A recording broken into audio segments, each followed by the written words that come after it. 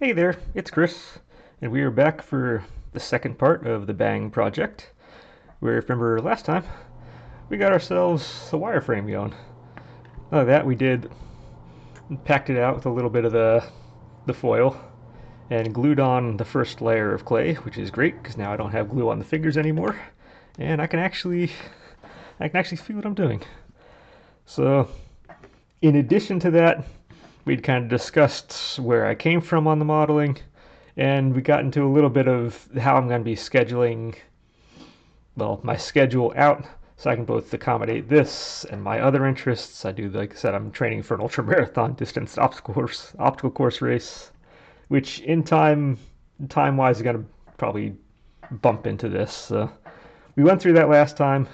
So this time I want to focus a little more on the model itself. And in that regard, I just want to take a couple minutes right off the bat to kind of talk about how we're going to structure this whole series of, well, the entire project really. So one of the ways we're going to do that is I'm going to say, let's start off with an idea of drawing. I remember when I was growing up, and I was like 7, 8, 9 years old, whatever. I had no idea to draw stuff. And let's say I would look at an image like this. So there's Bang with his buddies on the side. I think he's leaving the village or whatnot. And let's say I wanted to draw that, but I didn't have the drawing skills. That would be way too complex at the time. I'm 8 years old. I can't draw that. So if you're anything like me, back in the day, you could take some trace paper, you draw a grid on it, such as this. Then you get your other a regular piece of paper on the side, and you could say, okay, I can draw any little individual square there. It's breaking down a complex image into more manageable chunks. So I can now draw any one of those little individual squares and put it together and make the whole. And ultimately, you wind up learning 100% the wrong lesson from this type of thing because, again, if you're like me afterwards, you go, oh, hey, I made one or two images like this. They look really good. I'm going to try to draw something else. You try to do it without the grid. No idea how to do it. I learned the wrong lesson from that. But effectively, what you're supposed to learn from, say, an exercise like that is that in order to make a complex image or a complex anything, it works to break it down into smaller chunks that are more manageable to work with. So in the drawing world, what that can mean if you're doing, like, say, a person or whatnot, you can use you use guidelines, use, like, say, the Loomis method if you're doing face type stuff or whatever. I haven't actually done that, but you have like blocking out. You can block out the shoulders, block out the hips. Kind of, you can point out where the joints are going to be. You kind of give yourself guidelines and then build out from there. If you're doing the architectural stuff, again, I have an architectural degree, and you want to have like a 3D drawing, at least back when I was in school, when we were doing 3D drawings and not necessarily on the computer the whole time. You might have your one vanishing point, your two vanishing point, your three vanishing point, whatever. You kind of make your grid stuff. You draw the guidelines off of that to build your building off of so everything looks nice, neat, and clean. The idea is we use these guidelines to break down a complex image to make it into more manageable chunks. So what that means in this modeling section is rather than look at the whole image there on the side, because that's a really complex piece, is we're going to break this down into smaller sections and then build out from there. So in this first segment, this first series of segments, all I'm going to do right now is I'm going to bulk you out to generally be the form. I'm going to ignore the clothes stuff. I'm going to ignore the scarf. I ignore the face, the hair. I don't need the big nail on the back. I don't need the gauntlets on his hands. I'm not even doing the hands. I don't need the puffy like parachute pant thing that he has going on over there. All we're going to do is, let me move you over to this side on this screen, is I need to bulk this wireframe guy out to fit him. And then once we get that, now we're going to start, and while I'm doing this, I'm going to be tweaking out the form of the next probably 2 or 3 segments because I can already see this isn't shaped correctly, so I'm going to be kind of moving him around so it actually now matches the image a little better. But we're just going to bulk him out and get a general size first. After we do that, I'm going to really complete the chest area. I want to get the abs. I want to get kind of the abs, the side, the back here, the chest. I want that 100% detailed out. The legs, I don't care. The arms, I don't care. Yeah, the face and the head, they're not even going to be done. But I want this part 100% done, and I'm going to harden it. So then, if I ever want to move things around, I want to build some other stuff, I can now hold on to this area so I can manipulate around. I can move it without then harming something. So I always want to have something finished when I get to the first hardening phase. So at the same time I'm doing that, I mentioned in the first segment, or in the last segment, that I have a choice. I could either leave him unpainted, so it matches a lot of the other models, or I can paint him. And that makes a difference, because that's going to change the way we model this. Because in order to facilitate painting, there are going to be times, not so much on his model, but I know definitely on the rain one, where he had the skirt, the hat, the hair that kind of came underneath. There are a lot of areas where you can see, but you wouldn't be able to get a paintbrush into. So what we want to do is we want to break this down into smaller pieces for painting, be able to take things apart and put it back on. Now, as I mentioned before, if you want to see the rain image I'd done before, I'm sorry, I moved around the way right now, but if you want to see how the rain one turned out from the Night Witch, I actually have her, she breaks apart into 10 different pieces, so that you can paint each one individually, you can then put it back together. Now, Bang doesn't have as many parts that he needs, but I am planning right now, right where the belt is, so right in the midsection, I'm going to cut him right at the first hardening before it fully, after I heat it, but before it fully hardens. Because when you stick this in the oven and take it back out, it actually softens everything temporarily until the crystalline structure, whatever, reforms itself in the hardening process. So I will literally slice him in half in the middle, and his legs will be apart, his upper part body will be apart. I'm probably going to have each gauntlet / hand come off and be its own separate piece. It may not worry so much on the left hand here. Right hand is going to be really helpful to have separate so that I can then paint inside the bottom edge. The scarf is going to be made as its own separate piece. His head is going to be, her head / face is going to be its own separate piece. I'll probably have the back of the hair attached to the head, but then, well, I know his name is Bang, but his bangs and whatnot up front will be a separate piece so that I can paint the face itself. And then we also have that big nail that's on his back is going to be probably another separate piece. So we're going to break down this complex area into a number of smaller parts as we go. And if I were smart, I would actually be doing something while I'm talking, because there's no reason not to be doing something while I'm talking. But that's kind of where we're going for. So our main goal for this session is just to start bulking him out. He is not going to look anything near correct at this point, or by the end of this segment. I just want to start, kind of change him from Slender Man into a little more correct. So first off, his pose is wrong. I have him kind of looking straight down in the middle of his legs. He looks like he wants to be twisted a little more towards his bent knee, and he's kind of shoulder up.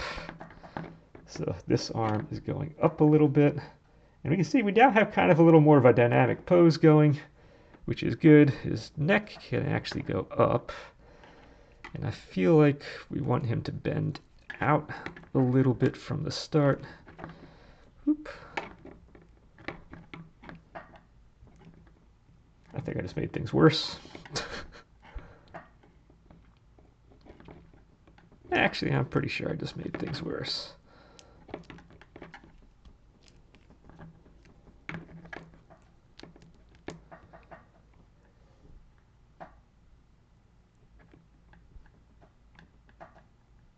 That's getting a little closer to what we're looking for. So I'm also not worrying about a base yet. I will get to that eventually. It's just not important for this part right now. So bear with. But yeah, right now we still have a T for the hip here. We still have a T for the arms, and we're gonna need to start bulking this guy because he's a little strong, and we got to start showing that. Now that said, I never really got into why I chose him as the model, which, again, anybody who knows me knows I generally explain myself on everything, which is both a virtue and a vice at the exact same time. But if you're unfamiliar with the BlazBlue universe, which I'm going to presume at least for the first few videos that go out, you're probably mostly going to be friends or family who's going to be seeing the first couple. And then after that, if you catch these later on down the road, I might get more people coming in. But odds are most people I know have no idea what this is. So, in essence, it's a series of fighting games. It's kind of very anime, tongue-in-cheek kind of based. It tries to take its plot kind of seriously in the end, but I'll be honest, each plot is like 50 hours long worth of text and stuff, and I can't tell you a thing. I can barely tell you a thing about any of the plots. They are largely inconsequential, it feels like. Maybe I'm just bad that way. And being as the second one I played was Chrono Phantasma, which means Space Ghost, if you actually know what terminology is. Or Time Ghost, I guess. Chrono is time, Phantasma would be ghost. There is time travel involved, and it just becomes a gigantic mess in the end. But broken down, I guess, into its most basic part is in the world of BlazBlue, there's a cauldron. I might be wrong on some of the little details here, but you have the cauldron from which the Black Beast was summoned sometime in the past, and it raged havoc over the world until the 6 heroes came and took it down. So with that in the background, what you have at the current day is you have the government/military, which is, for the story purposes, is run by the head of the intelligence department, Hazama, who wants to resummon the Black Beast and destroy the world. And he's kind of the whole, I'm evil, I don't really care about my underlings, I don't feel like talking to you, blah, blah, blah. He's just a boring evil character. But he's kind of the main antagonist. Then enter the 6 heroes, who are still around in some way, shape, or form, and they are kind of helping train the next generation of guys. Hey, okay, we just finished our first block of these. So they're still around. They're training the next group to go and kind of stop this from happening. And main antagonist goes by the name of Ragna the Blood Edge, who effectively has no idea why he has the sword he is, and he just kind of follows orders. He just kind of winds up places, doesn't really know why he's there. He just kind of, if something goes wrong, he helps out any kind of little stuff in the end, but he's kind of a drifter. He doesn't really have any personality of his own, and he's kind of also like Kazama, he's just a really boring character.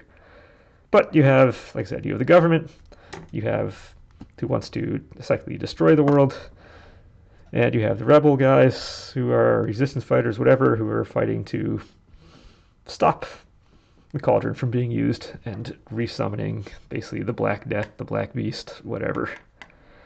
And on top of that, you also have Team Science, headed by a character called Kokonoe, who wants access to the cauldron for really reasons that, unless I missed it, aren't really defined. So she's actually probably one of the few interesting characters in the plot, because you never really fully understand what the motivations are for Team Science to kind of take over this kind of really kind of magical kind of contraption. So those are kind of the three. So in the end, Team Science generally plays as spoiler to the other two, and the other two kind of pay heed to Science, but don't really take it into account for their own plans. Science is kind of the nuisance one for them, and that's that. And generally speaking, vast majority of the characters of the whole series fall into one of those 3 camps. You're either government, you're the kind of military person, you're one of the rebel person, or you're a science person. Bang kind of doesn't fit with any of those characters. It doesn't really fit in any of those groups. In the past, his village was destroyed by the military, but rather than take it out on the entire military itself, he seems more kind of bent on taking out on the individuals involved rather than the whole thing. And he even takes one of the military officers or one of kind of military members under his wing for his own tutelage, so he's not fully opposed to them.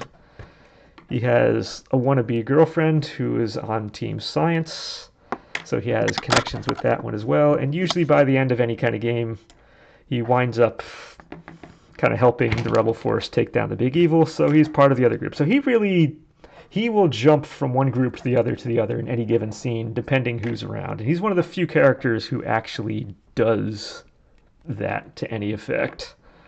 So he kind of stands out in that regard. The issue with him is, though, he is the definition of loyalty. His word is his bond. He is the definition of honor. He will help anybody around him. He will do it for honor. He is his city's protector, effectively, or his town's protector. And basically, if given a choice, if his town winds up being harmed in some way, he will, rather than jump off and fight the big bad down the road, somewhere down the line, he will generally stay behind and he will be the one to help rebuild the city. The city is his life, and that is his thing. However, he also goes, whatever he gets his mind onto, he goes 100%, 110% into. But he kind of jumps to conclusions a lot. So he's a super energetic guy who's generally working on like 75% of the info you would kind of want to be in on. So because he generally doesn't have all the stuff going for, or doesn't understand all the situations, he tends to get himself into a lot of trouble and kind of be the butt of a lot of the jokes in the end. So he's kind of winds up being a bit of a doof in that regard, but he's a lovable doof. And he's an incredibly powerful, lovable doof in that regard. But he's one of those, when the chips are down, he's one of the ones you would want to have on your side. He will fight to the death for you, for your cause, for anything. And his cause is his city, and he just wants to see his city come together. But it's just he's one of those fun characters because he doesn't have the strong ties to any individual of the main groups. Whenever he's on scene, he doesn't have all the info on hand because he hasn't mentally processed it. So in his conclusions, in his jumps, he can change the course of any individual character and what they're doing. He can change the course of the story just because he generally becomes a wild card in any scene he is in. That's what makes him fun to watch. He makes a scene. He has the presence on the scene. He makes the scenes interesting. And it's generally a pleasure to see him around just because you never know what to expect when he's around. Allies can become friends, allies can become friends, friends can become enemies, a misunderstanding happens. He makes the narrative entertaining, whereas most of the other characters are generally you're on one team or the other, and they're a little more predictable that way. Bang is the epitome of unpredictableness. And again, if you're dealing with a cast of like zany anime kind of characters, in my mind, that's kind of what you want. He's just the breath of fresh air, and I love him for it. So, anyway, as we're saying that, we're still Slender Man, but we're slightly less Slender Man going on. We are getting a little more something going. And I think I got him, his proportions are slightly different than I thought. I think he's going to wind up being slightly different, or slightly smaller than, say, like my Orin or my Ryu models. Only because every model I make about 10 inches tall.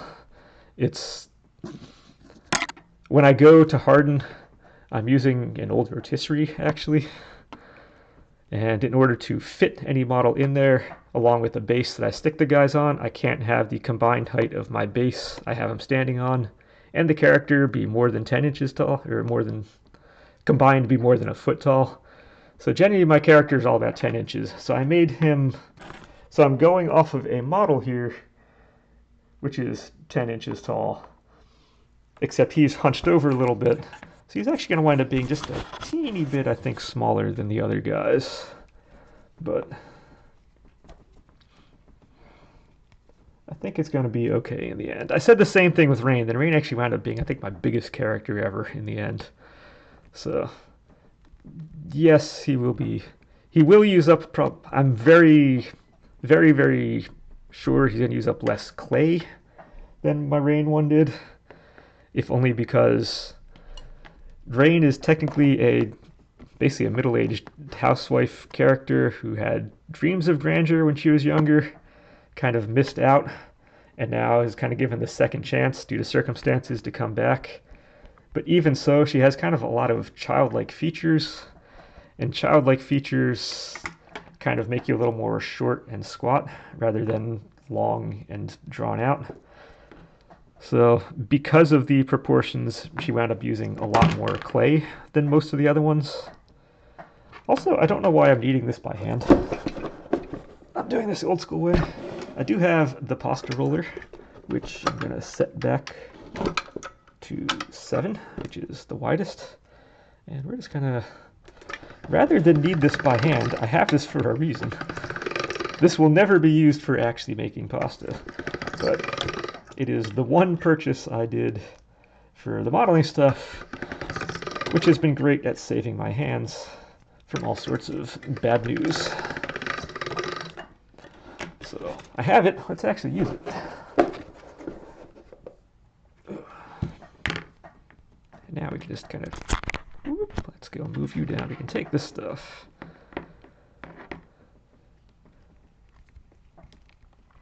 All right. Right now, I'm almost not even paying attention to what I'm bulking out. At this point, it almost doesn't even matter. Just as long as I keep adding clay kind of all over the place. Next segment, it probably will. This one is just get him out of that slender phase and turn him into, I'm going to go to the left here, to the right, because directions, and say, yeah, he needs much, much more. And what I'm going to try to pay attention to is, yes, I have the image that I'm going off of is, I might as well stick you on here right now. I'm going generally off of this, which is good, but I also need to make sure I make this dimensions, like the chest wide enough, the abs wide enough, the legs wide enough. So I need to, as I'm doing this phase, kind of keep in mind I'm not doing a 2D figure. This is a 3D one. And I need to make him wide enough, because I know the first couple models I did, that everything always just kind of felt skinny, skinny, skinny, and it really kind of took a while before I started getting used to the fact that no, there's another dimension on these characters. It's not just what you see on the one side. There is more to it.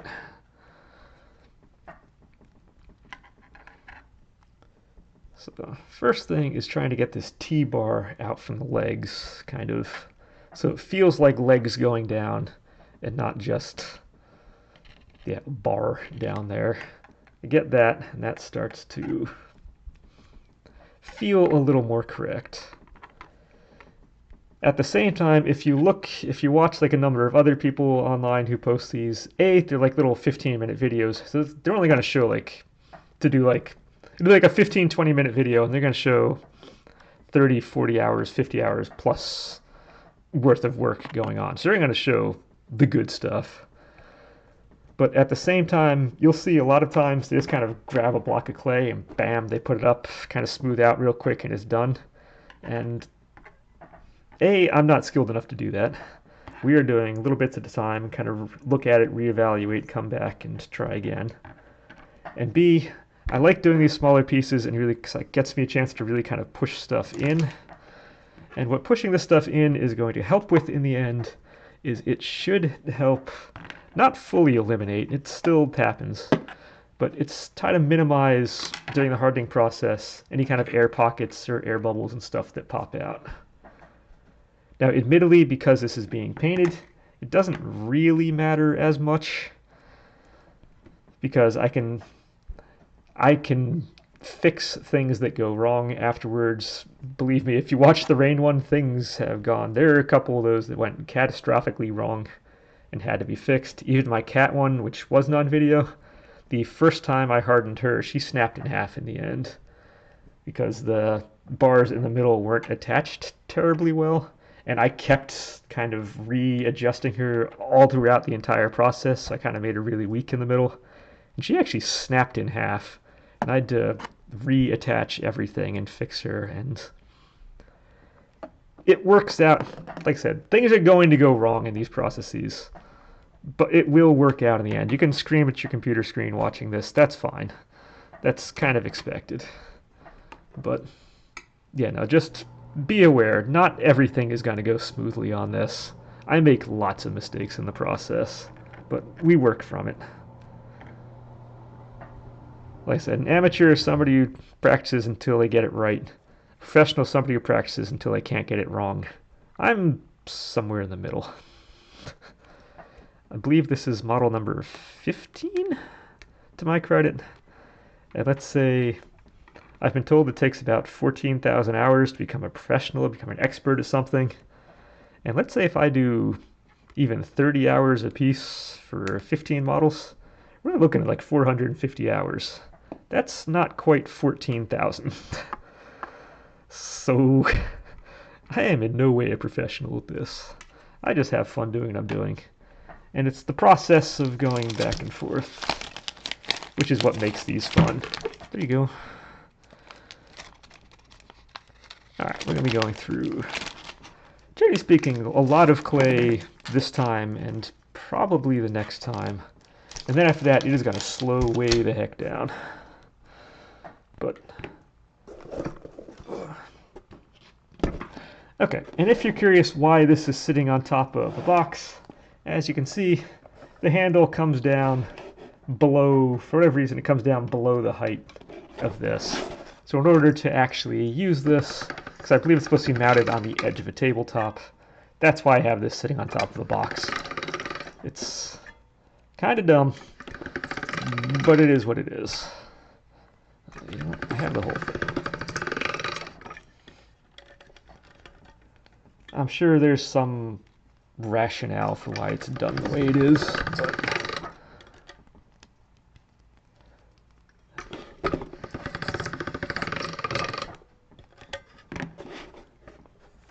yeah, so I didn't have that for, I've been putting it wrong. I didn't have that thing for the longest time.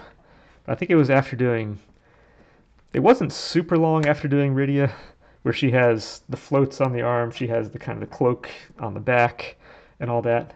And trying to roll out, say, the cloak on the back, big piece of fabric has to come down. It's like 10 inches long. It was like 10 inches long or whatever by 8 inches wide, however big the thing was. Trying to roll that out by hand, it broke me. And so I eventually broke down, got the pasta roller. And like I said, for the clay here, for kneading it, it saves the hands on trying to knead it and soften it up, because you want to soften the clay before you use it.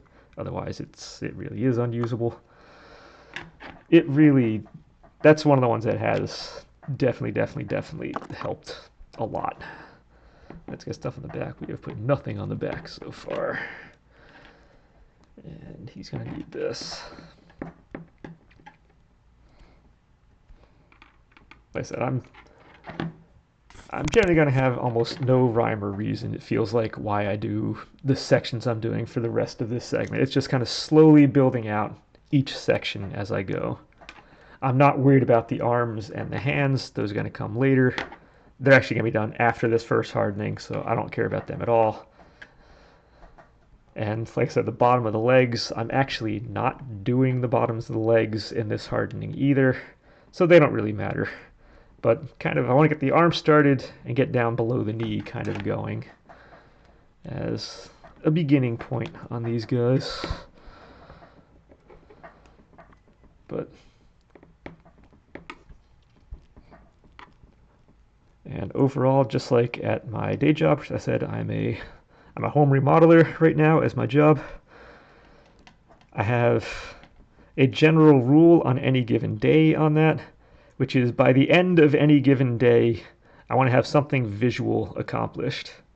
Now, a lot of times that's easy. If you like framing stuff, that's really, you can get big visual change in a very small amount of time. If you're doing framing stuff, if you're doing tile stuff, if you're putting in floors, if you're doing sheetrock.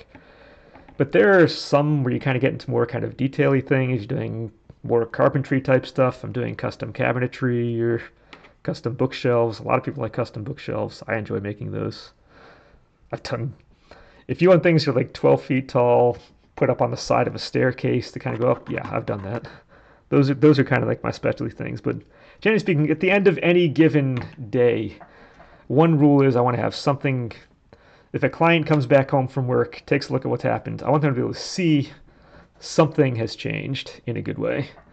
So I'm looking for the same type of progress on these models. These early goings, that's going to be incredibly easy. Like I said, already right now, I'm like, yeah, I'm done. We got this. It's been like a half hour or so. We have made some changes. This thing is already looking pretty beefier than it was at the start. If you were to compare the first screenshot from the start of this session to where it is right now, it's already been a change. But as we start going and start getting into the more detail-y kind of areas, I'm going to try to structure these sessions such that there will be a visual progress made as we keep going. And that's also part of the other thing that I see the people who can spend like the 1 hour, or the 100, 200, 300 hours doing their models, their projects, whether it be clay, whether it be carving, whether it be cosplay, whether it be whatever their art project is. But that pace is just so glacially slow for me that I enjoy, as much as I enjoy a 100% perfect project or perfect looking project at the end, I do have fun seeing progress at the same time. So, yes, I appreciate those, but that is, if that's what you are looking for in watching this, that's not necessarily the direction I'm going.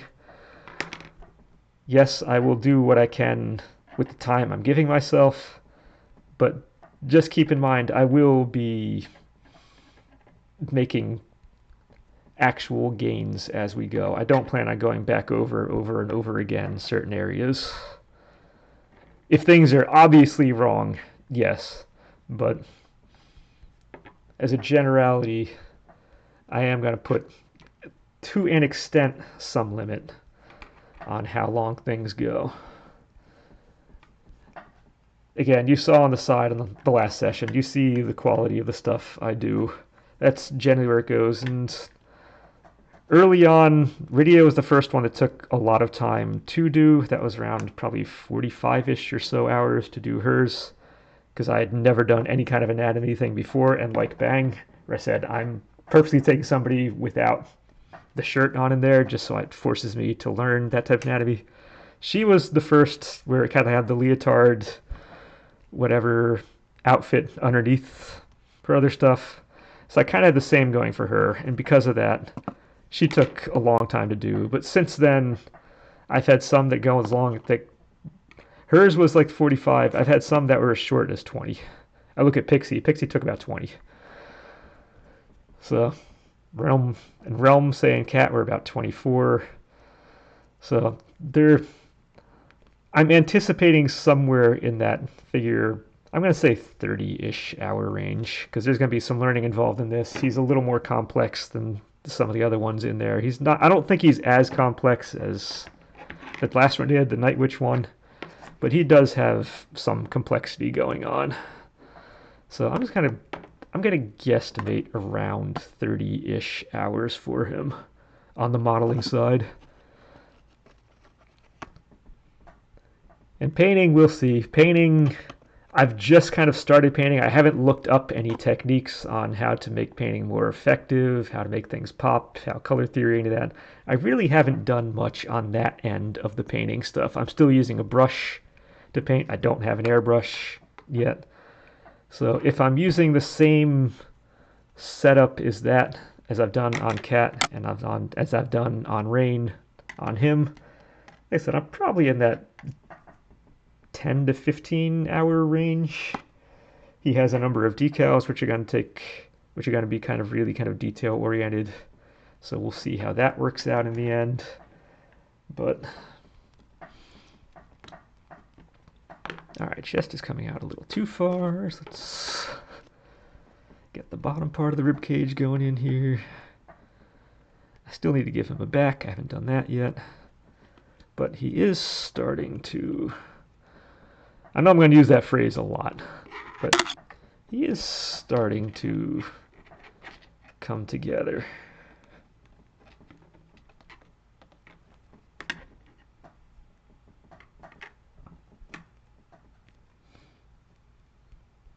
All right, now we have dead air time. Now it's an ASMR for real.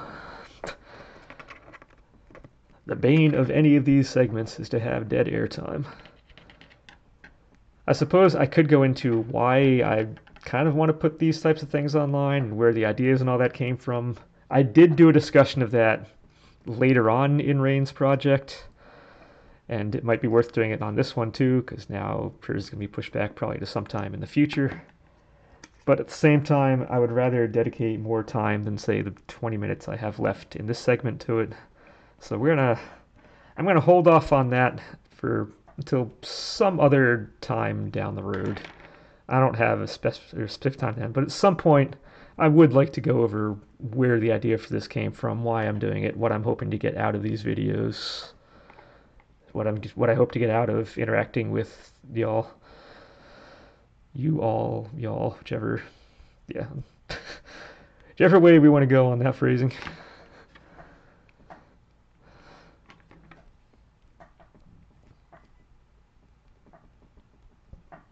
Again, even though none of these legs are going to be really visible in the end, I'm still going to try to model them to relatively accurate size because it will help make the proportions of everything else feel correct.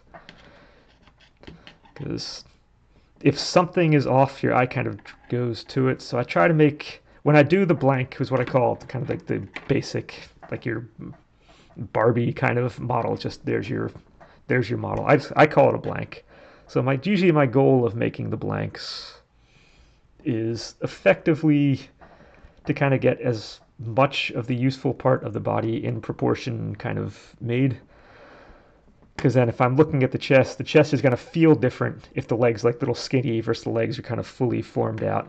It's going to feel right, it's going to feel wrong. So I try to, like I said, build up the entire, I'd say most of the model at once.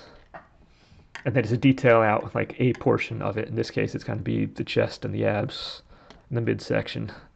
But I'll kind of build off that, and then after the hardening's done, then we start adding the clothes, we start adding the character, we start adding the feel to it. So I'm going to keep kind of going back and forth from top to bottom, top, bottom, top, bottom as we go, and that's just going to be the way this is structured. And then probably I'm hoping by end of next session we should start getting not really the hard details going, but I think by next session we'll start kind of exploring some of the looser details. AKA I may start kind of doing like putting like the line or something, or like the spine down the back, or I might start doing something like that but not fully detailing out. But because it does take a couple little individual things to make it feel right. Alright, more clay. Now, in general, a model will take up either equal to or less than a pound of the clay. I believe Rain is the only one that's taken more than a pound. I do have a link from Legend of Zelda. That one took, I think him and Rain are the only two that have taken actually more than a pound. Everyone else is generally a little bit less. He has a lot of really loose clothing, so his might wind up being more than that pound, or might being in that poundage by the end. He's going to be skinnier than Rain, because again, his his proportions aren't that of a child, which means his leg width to height is going to be, say, bigger than Rain's was. His arm width to height is going to be less than hers was, kind of deal. So because it's not the child anatomy, his individual appendages and whatnot will very likely be smaller in proportion to the other one, which means it should have less clay being used. At the same time, those shoulder pads, the arms and the pants, they are very bulky. So I'm going off to the side just to get an idea. And wow, this guy has got to go out on the sides up top. Oh, this guy has huge lats, so we're gonna need to model that. Also, we need to give him a back. I still haven't given him a back. I've been putting stuff in the front. I really haven't been putting anything in the back, so it doesn't feel right. But we need to give him some lats here. This guy does some pull-ups. I can feel it. I need to start doing some more pull-ups. It's been a while, and now that I finally signed up for another race this summer, and not just the main one, I've been really lazy about signing up for races this year. I don't know why. No, I do know why, but it's mostly because after almost 18 years, I finally had to buy myself a new vehicle this spring. So I did that, and now,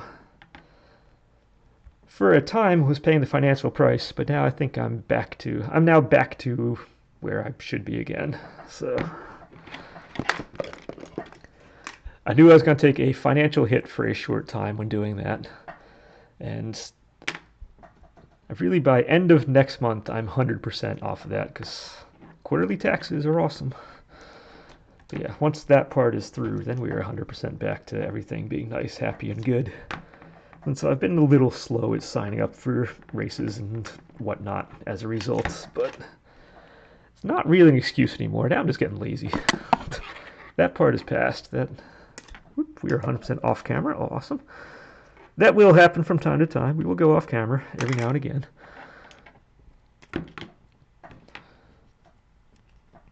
Alright, let's get some more back going. I remember the first time I did Ryu. Ryu was the first male character I did. I remember after doing all the women one I'd done before, I got to the chest, I got to the quads and the hamstrings and all that, and it just felt like I was adding clay, and I think Bang may wind up being about the same kind of feeling. Because, yeah, there are definitely proportional differences between doing the male character versus female character. And although Rain, again, because of the proportion issue with Rain, hers actually wound up almost kind of male-like features on that. She had the huge legs. She had like the rib cage and whatnot area up top was pretty sizable. So she did kind of fit the proportions. If only because of that. Okay, we're starting to get a character going here. Let's go a little more up around the edge because I have a feeling it's going to be one of those I'm never going to quite get enough around the top with. Then we're going to go back down probably to the legs again.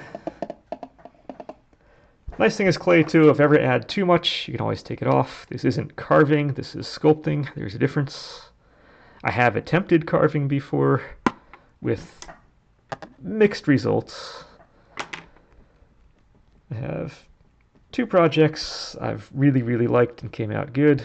One is still ongoing, and that would be I wanted to change things up. I'd done clay models for a while before. It's like, all right, I'm going to do an airship from Final Fantasy XII, the Straw. So I had started that, and we will probably, I'm thinking maybe after this model is done, I may jump back to something like that, because I got maybe a third of the way through it on the carving end. I did that one out of wood, and carving stuff, it's fun, but it's definitely a different skill doing that. Yes, I work with wood all the time, my day job, but it's not to that kind of extent. So it's a different skill set than I'm used to. But you make a piece wrong on a carving, it's just wrong. You're in trouble. Granted, I'm painting that one, so there are ways to get around. If I were staining the pieces or just kind of leaving them the natural finished, yeah, you get something wrong, you're in trouble, and that's just it. At least here, you put on too much clay, you can take stuff off. You don't put on enough, you can always add more. You can keep doing a back and forth, back and forth, back and forth kind of indefinitely on these until I know this clay says it's the oven dry. Yeah, right. It is. It will dry out on its own over time. It will take a long time. You can get the air drying clays that will dry out faster. I prefer not to do that because it may be several weeks before I get to a hardening on some of these. So they will stand around for a while. However, yeah, no, you can keep fixing things on clay. It's a little harder to do that on wood. Yes, if you're painting it, you can definitely fix things as you go, but it's a different type of working than what I'm used to at work or in my day job. But I still have some skill in it. And then I had started one last year that it was going to be a bas relief of another character, and it just turned into a whole mess in the end. So I've had mixed results when attempting to do the woodworking, but I would like to get back to it again. Like I said, woodworking would be fun to get back to. I think it would be interesting to try, say, like more of a resin kind of structure. I have a character in mind. If I were to do a resin one, that would be great for that. I would like to try either like robotics, like an RC something would be fun at some point. So I'm starting right now on clay, but I would like to progress to other things. This is also when I'm trying to think of the name for the channel right now. Right now I'm still tentatively on the Laurelman project, being as the name Laurelman comes from, well, the story I'd never written, I kind of had going through my head shortly after college area, and he was just, it's really not consequential, but it was like one of the characters from there. Didn't turn into anything, but it's like the name stuck. And use something that's kind of a little more ambiguous, like the word project that goes with it. You go and look for like Laurelman online, and there are already people who go by that name already. So I can't just use a straight up thing. I'd either have to add a number to it after a qualifying word to it or something, because the name's already taken. But I want this to think of it as the word project as well, in that I might see starting on clay right now. I'm not going to be married to clay forever. Like I said, I may do wood. I might do the wood. I might do the robotic stuff. There are fitness things I would like to put out eventually too. There are areas around me that are just gorgeous to go running and biking through, which I wouldn't mind showing off as well. Like I said, a lot of these models you'd seen before come from like video game characters and whatnot. So maybe in free time I can go and either post videos of some of the games that you may not have heard of before that I find very fun, or if I just want like a stress relief kind of thing, maybe just throw those out like as maybe between any kind of given model, just kind of a stress relief, throw it out there as in between phase. So I just want a word to qualify that it's not, yes, I'm doing clay models right now, but I'm not necessarily 100% hard sold on this just being a modeling channel. There can be other things going on at the same time. Like I said, I have a very eclectic background to begin with, and I tend to not stay with one thing forever. I tend to keep evolving what I work on, what I do, the things I have going on. Yes, I have benchmark stuff. I do enjoy the building. I am a builder. It's what I do. but there are other interests that go with. You can see we are still a very kind of skinny looking character, but whoop, there he goes. And we're getting close to the end, so I'm not going to be adding too much more on this segment. I think I had a fair amount of talking at the beginning of this one, so I almost feel like I haven't quite gotten as far as I wanted to, but that's okay. I have no timeline, I have no deadline on this one. We're just gonna do it as I see fit. I'm gonna go off of what my boss told me when out of college, the very first time I was starting the job. I was just beginning my new job as the builder. My boss told me one thing when I was starting. He said, as the expectations for what was going on, and it was very clear, and it was just very simply, I don't care how long it takes you to do what you're doing, as long as you do it right. And that's kind of what I'm going for on these. I generally speaking, I don't have a deadline for getting this stuff done. I'm not like hard committed to I must have this done by like the 4th of July, I must have this done by Memorial Day, which Memorial Day is next weekend, surprise, surprise. So I'm not hard stuck up on that, but I would like to keep making progress, keep making kind of visual progress as we go. And as long as we're doing that, as long as I still have stuff to talk about, as long as you still want to listen to the things I want to have to talk about, there's the real trick, then we're good. Okay, we are starting to get somewhere.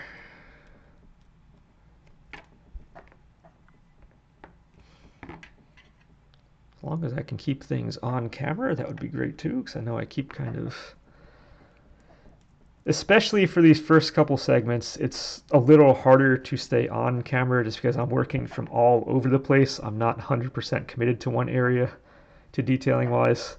I am moving things around, so if things are moving off camera every now and again, I apologize, but it is part of the process. And I am so glad that I put the image on the side of the screen that I was going to keep measuring this up against to make sure things are fitting correctly and whatnot, because I really haven't used it at all. Because I know nothing is big enough at this point. Which is kind of awkward because I don't have a backup monitor, so the monitor that I'm using on the second monitor on the side there, that is my desktop monitor from what's set up upstairs. In order to use that thing for these segments, I need to unplug it, bring it downstairs, plug it back in, hook it all up, set up the computer, set up the laptop to take it. It's a little bit of a process getting this thing ready. And then when it's done, I got to take it all apart, bring it back upstairs, hook it all up again. It's a little bit of a process. And it's a shame I haven't really used it for this all that much. Although we're going to go real quick right now. Hey, leg is still skinny. Abs are still skinny. Chest is still skinny. You know what? We're still a little skinny. We are still a little skinny right now, so hasn't changed. The abs here aren't super skinny at this point. They're getting pretty close. Chest is still very small, but he is also, this image not so much. The other one, this one seems like it's probably, of all the images I have of him, is probably the most proportional of all. He looks like the most realistic-ish of the characters. But the other one that I'm actually going off of, which is here, the abs almost seem too skinny compared to the rest. You can see there is when you're comparing different artworks, you will have different reads on what the character and what you want to show on a character. And this one definitely has a slightly skinnier waist than the other. I'm just going to keep you on right now just for the rest of this session, because the session is just about done. I'm just going to use up the rest of this, and then that's going to be the end of this session. And hopefully next time we're going to get to a point where we might be able to start detailing something, or not fully detailing, but like I said, kind of start to make it feel not as blocky. Maybe get a couple things in there, like I said, maybe add the spine or something down the back, or get kind of this hip area a little more correct.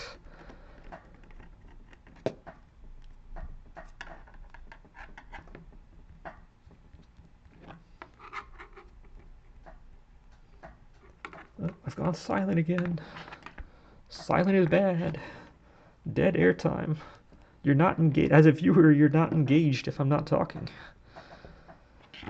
I've seen how to stream big. I'm not streaming, but I've seen rules on how to stream big, and that's not how you do it. Staying quiet isn't how you video big.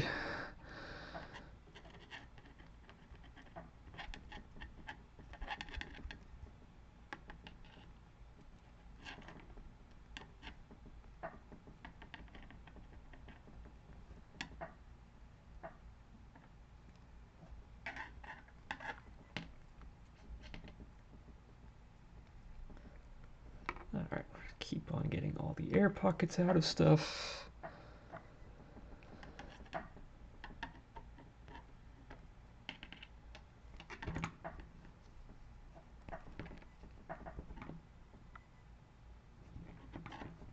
Actually, now let's add to the side here.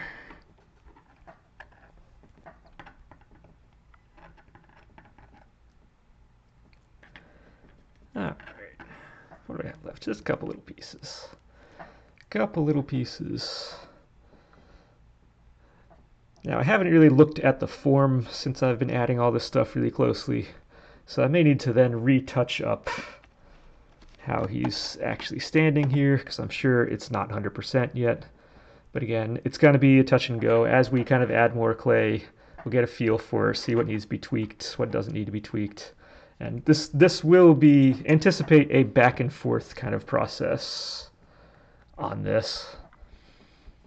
Nothing is set in stone yet. Everything is, if you go by the Assassin's Creed, their motto, like, nothing is absolute, everything is possible, or something like that. It's been a while since I played the games. Actually, I've only played the first two. I have Brotherhood. I've still never played Brotherhood. I don't know why. They're entertaining games. I know they get made fun of a lot. I enjoyed them. They're not the greatest streaming games necessarily, so again, none of the guys I watch are streamers. There are certain games that are fun to play that aren't necessarily good for streaming wise, and maybe it just kind of falls into there, so that's kind of the thing. But no, they're fun games. There's nothing wrong with them. Just haven't really done them in a while.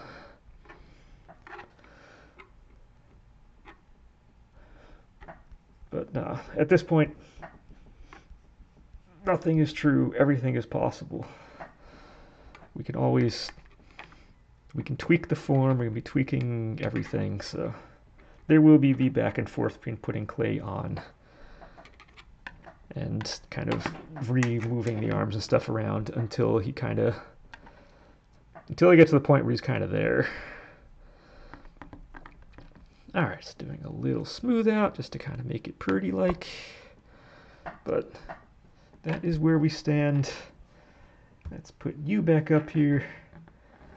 Alright, we're going back. Oh, I need to put him way back to kind of match the size. The problem is if I make the size on this any bigger, either I need to make the screen there bigger, which then eats up into my video area, or I can make him bigger, which will, you're going to lose him on the screen. So for right now, kind of something like that. I think the leg almost needs to be, we'll do it as we go, but we're not too bad. I think this arm needs to actually come up a little bit.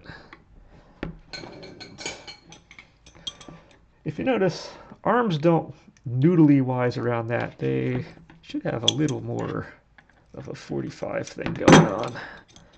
So let's go too much, just so I can crunch it a little bit.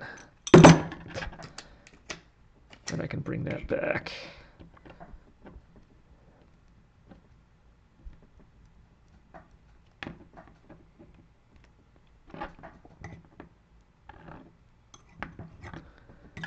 have this.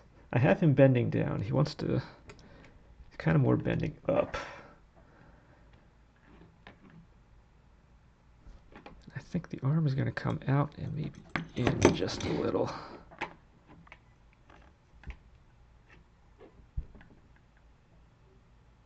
So we're a little more something.